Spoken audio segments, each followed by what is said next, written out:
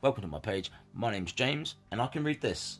This is ancient Sumerian. It's humanity's first written language, despite what some people like to argue with me about. I have no idea why people argue with me about things like that. They must know they don't know what they're talking about, but they decide to argue anyway.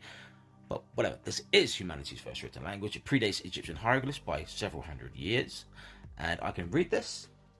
This caught my eye in the last couple of days, so I thought I would do a video on it when I get time. I have time, I'm doing it. So I'm going to go through this with you, explain to you what it says in Sumerian and English, obviously, and explain to you why it says what it says.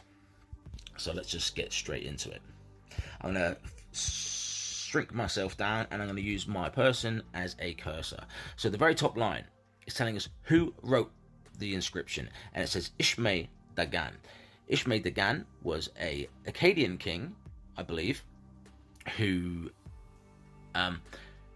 wrote this inscription in Sumerian. He was famous for rebuilding the Ikor temple in the city of Nibru. And this here is telling us, this is a determinative telling us that what follows is the name of a divine being, and he's a king, and kings were divine. He has two here because his name is a double-barreled name, and he's being named after the god of prosperity, Dagan. So his sort of prefix to the name is Ishme, and then Dagan, he's being named after the god of prosperity. So yeah, top line says Ishme Dagan, his name. And then it goes on. Basically, the rest of the inscription is telling us who he is. And it starts off by saying Ua, the provider. Ua means provider. And then it literally says Enlil, and then we have the determinative key, which is telling us what preceded it is the name of a city. So it's saying the city of Enlil, aka Nibru, aka Nippur. So he's saying Ishme, the provider of Nibru. Then it says Sangush, raise the head, and then it says Orumma, in Ur. I hate saying this, it's so stressful to say Ur. The raise the head in Ur. And then it says, goes on to say Udagub, which means daily standing. Daily standing Erduga. In, this is the locative case, and then this is Eridu, and then again here we have the determinative saying what preceded it is the name of a city. Also, that was here for Ur, which I forgot to mention. So, standing daily in Eridu. And then it goes on again. It says En Anuga.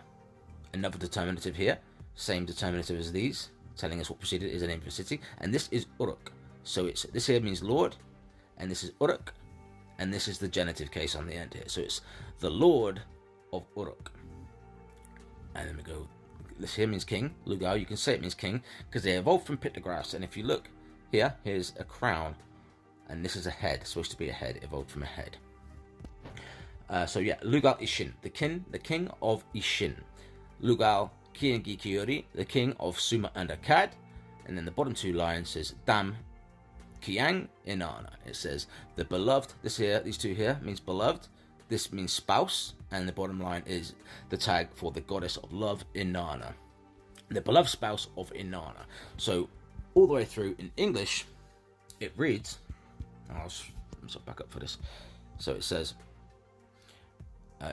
Ishme Dagan, the provider of Nibru, raised the head in Ur, standing daily in Eridu, the lord of Uruk, the king of Ishin, the king of Sumer and Akkad, the beloved spouse of Inanna.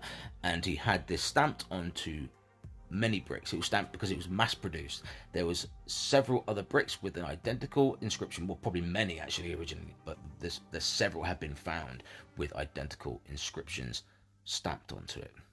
So yeah, if you have any questions, chuck them in the comments. I'll answer them as soon as I read them. And yeah, give me a like and a follow if you haven't, if you like this content, and I'll see you in the next one.